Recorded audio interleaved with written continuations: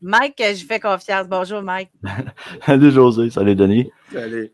Je me demandais, tu sais, le Doc Mayou, il y avait comme pas une très belle image dans les médias québécois, là. On le faisait passer souvent pour le gros méchant loup. On faisait souvent des stunts avec lui dans des émissions. Il se faisait censurer. C'était rare qu'il se faisait réinviter, là. Il a déjà fait une entrevue aussi avec Martineau qui n'a jamais été diffusée. Ben, toi, Denis, à ce que je sache, t'es le seul à la télé qui le réinvitait.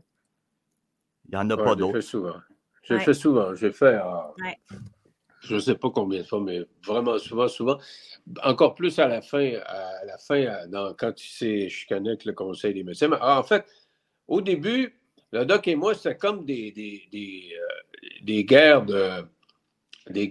pas d'ego, je te dirais, là, mais tu sais, il y avait toujours des points délicats à défendre. Parce que justement, il faisait des déclarations des fois. Je disais, voyons, Doc, voyons. C'est pas. Ça, quand il était là, tout le monde en parle, là, sur les Noirs. Là. Il aurait pu backtracker un peu après, ou les musulmans. Bon, il a fait 3-4 fois. Et lui et moi, ça donnait de la télévision extraordinaire. Je le gossais. Là, puis... Mais on était chum pareil. Là. Il sortait, il était bien content, puis moi, j'étais bien content. Mais ça se dit pas, là, faites-les. Bon. Alors, on était 4-5 ans à faire des entrevues assez bing-bang de même, jusqu'à ce que le Collège de médecins s'acharne pas mal sur lui. Ça, je trouvais que... Puis j'ai été obligé de lire à cause de ça, tu sais, son affaire de mégadose pour les schizophrènes.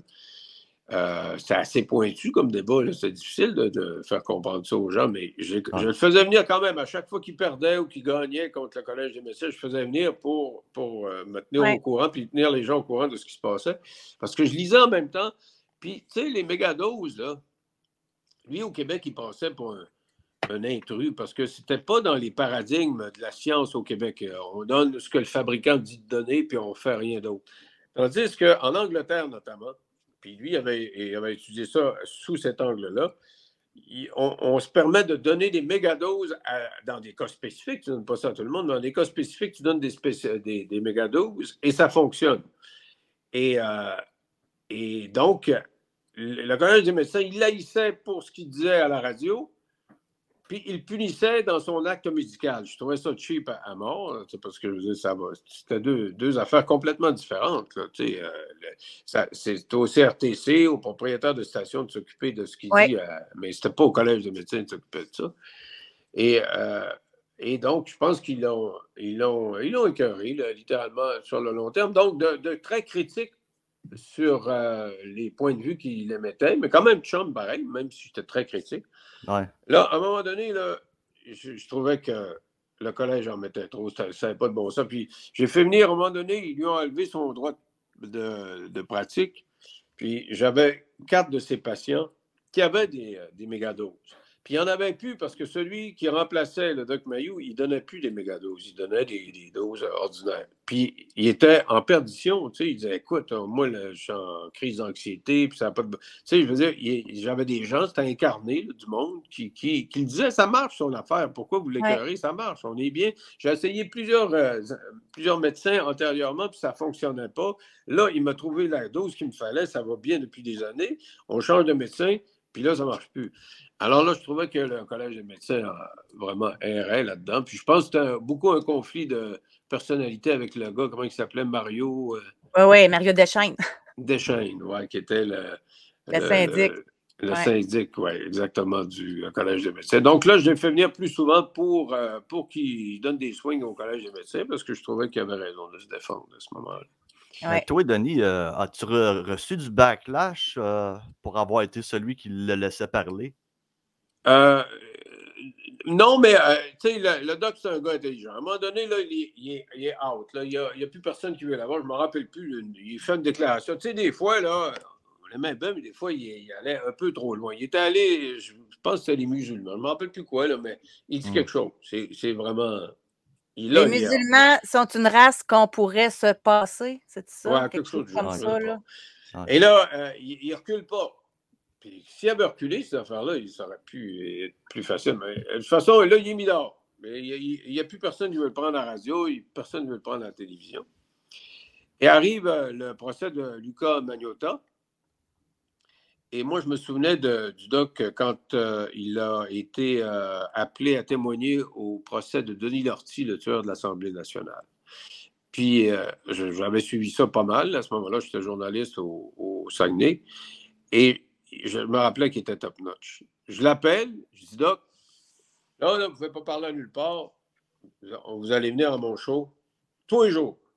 Puis vous me faites comme si... Là, on ne fait pas un show de radio, on ne fait pas un show de TV. On s'assoit là, puis vous me faites le spécialiste, vous me commentez le témoignage, la maladie, c'est parce qu'eux autres, ils disaient, ah, il est malade mental, donc on n'a pas besoin de le déclarer coupable. Non. Il m'a accompagné pendant 2 ou 3 semaines. Écoute, les codes d'écoute étaient excellentes. Tout le monde regardait ça et disait, ouais, il y a comme les gens ont comme vu que c'était un excellent psychiatre. Ouais. Et quand j'ai lancé mon podcast, je l'ai appelé. Puis je t'avais appelé à José pour savoir comment ça fonctionnait un peu. Puis je l'appelle, puis je dis, hey, j'ai parlé avec José, là, elle m'a expliqué un peu comment ça fonctionne. J'aimerais ça que vous soyez un de mes premiers invités. Là. Après une couple de mois, là, quand je serai bien fine-tuné. Il dit, oui, ça va me faire plaisir. C'est parce que je t'en dois une. Je dis, comment ça, vous m'en donnez une? Ben oui, il dit, je t'en dois une parce que je me souviens que je n'étais plus capable de rentrer à nulle part. Puis tu m'as fait commenter puis analyser le procès de Magnotta. Puis ça m'a redonné une virginité. Après ça, on m'a refait un job, je pense, au FM 93. C'était à Trois-Rivières en premier, Cogeco Trois-Rivières. Puis après ça, c'est là qu'on a commencé notre émission ensemble. Bon, alors c'est ça. Alors, il dit, c'est à cause de toi, parce que si je n'avais pas eu accès à l'antenne, mais moi, pour vendre ça à mes patrons, tu sais, j'aurais dit, ça va être le Doc Mayou là, qui va parler. C'est pas l'animateur de radio là, qui est là pour faire de la cote d'écoute. Là. Ça va être vraiment l'analyste.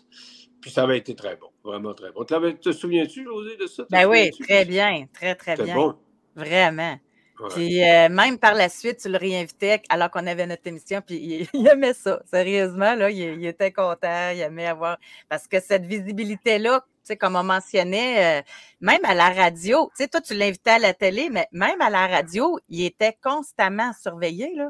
Ah oui. Puis on l'a raconté souvent, même dans notre émission. Moi, je voyais passer notre boss dans la fenêtre. C'est pour ça que quand on s'était retrouvés sur le podcast, tu sais, ce que tu vis là, quand on s'est ramassés sur le podcast, pour nous deux, ça a été comme ouf, OK, on fait nos affaires. Puis moi, je n'étais plus dans le rôle que je devais surveiller parce que moi, c'était moi qui rencontrais, c'était pas le doc, là.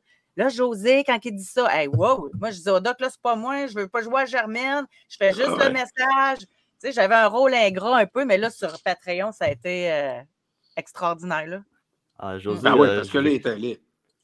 José, je t'écoutais dans ce temps-là, puis moi, ça m'énervait d'entendre ces affaires-là, qu'il y avait des plaintes pour le faire censurer. Puis pour vous faire une petite confidence, j'ai déjà fait une lettre à la station pour leur dire qu'ils arrêtent de le censurer. Ah, c'est bon, c'est bon. Ouais. OK. Ouais. Hey, merci, Mike, de l'intervention. Merci beaucoup, José. Merci, Denis. Bye. Bye. Bye.